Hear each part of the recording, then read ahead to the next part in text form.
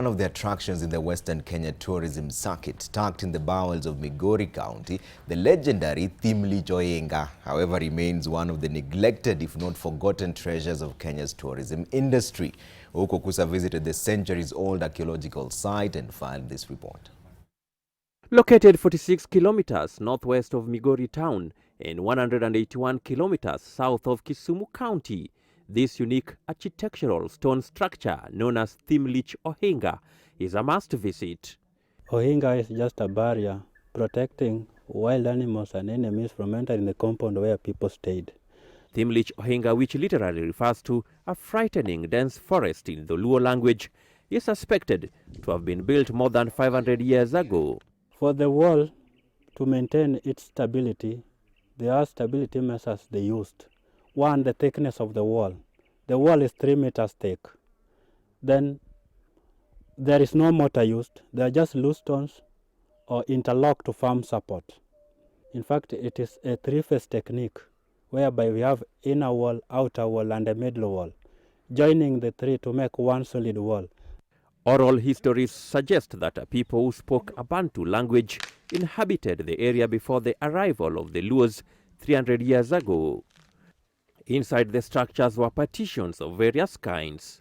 Some of the compartments were used by men to play games like ajwa, while others were used by women to ground grain using grinding stones. Now inside here we have several cattle kraals where animals spend the night. Now this is a clear indicator that one of the activities these people were performing is animal rearing. They had a lot of animals.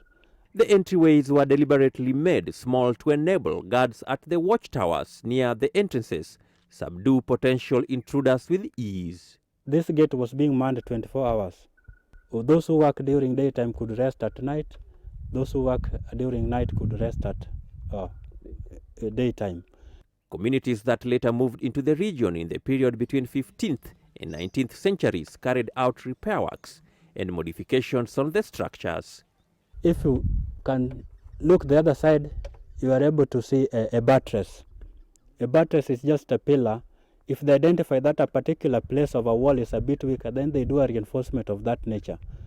Now such a place could not collapse easily due to that buttress. The beginning of the first quarter of the 20th century triggered the abandonment of the Ohingas en masse.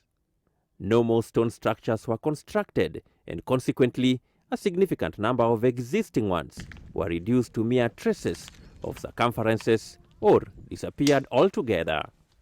Now, though there are a total of 271 such structures scattered across the Western Kenya region, only 18 have been conserved by the National Museums of Kenya, and all of them are located here in Kadem, in Nyatike constituency. Here was like their headquarters, where all the activities were being performed. And that's why they decided to maintain these ones due to maintenance cost. In fact, it is not easy for you to maintain them. That's why they decided to maintain these ones. Thimlich Ohinga's strategic location forms a perfect stopover for tourists on their way to or from the nearby Ruma National Game Park, Gogo Falls, or the Makalda gold mines. But poor road infrastructure has seen the site's potential as a tourist destination diminish over the years. Ouko Okusah, NTV.